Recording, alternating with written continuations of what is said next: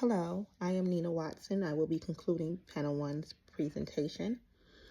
Um, my fellow panelist, Brian, made some very interesting points. One thing that he spoke about was connection and the connection that we gain or the lack of connection that we are able to establish and build due to not communicating with each other face to face and the lack of the nonverbal cues that we would otherwise have in face-to-face communication. Um, in today's world, we see that communication through email and text are the go-to ways to communicate. This way of communication dominates the workplace. The question is, can relying solely on these means of communication affect work, performance, and relationships? The answer is absolutely. The impact of replacing face-to-face communication with digital messaging, as the article emails in lieu of communication could negatively affect performance, it highlights the way that relying on emails and text as opposed to direct face-to-face communication and face-to-face conversations can lower performance in tasks that may be complex. Not being able to communicate face-to-face can cause a lot of misunderstandings.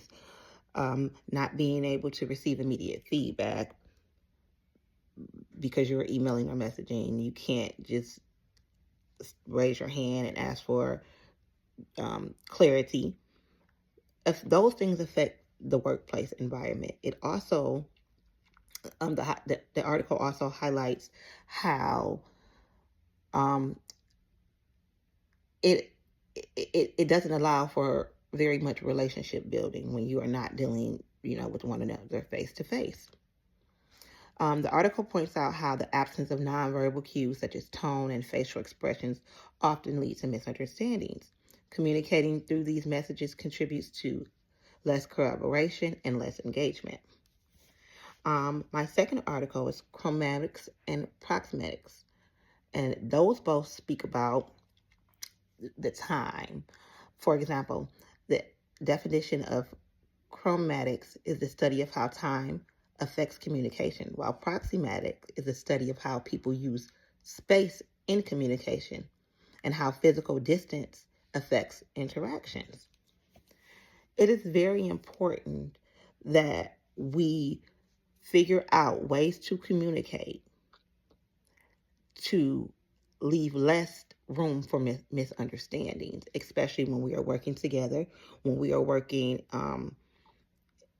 in groups, or when we are working on a task as a team together in the workplace. There are ways that we could try to, bridge that gap, that communication gap. We can make sure that we are replying back as soon as possible to clear up any misunderstandings. We can make sure that we are using our punctuation so that it is easily conveyed what it is that we are trying to say. Things like ellipses, punctuation marks, em dashes for clarification.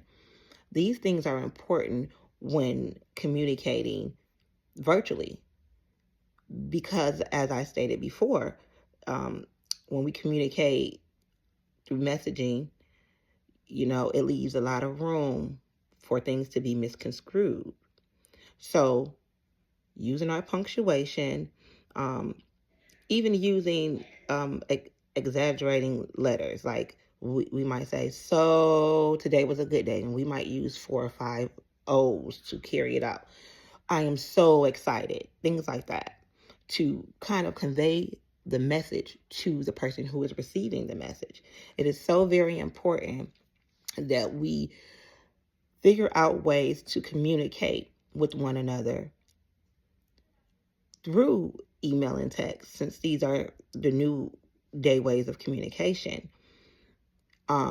It can make it it can make decision making very hard because you're not receiving that feedback as fast as you would like. You're not giving the feedback as fast as the other messenger would like.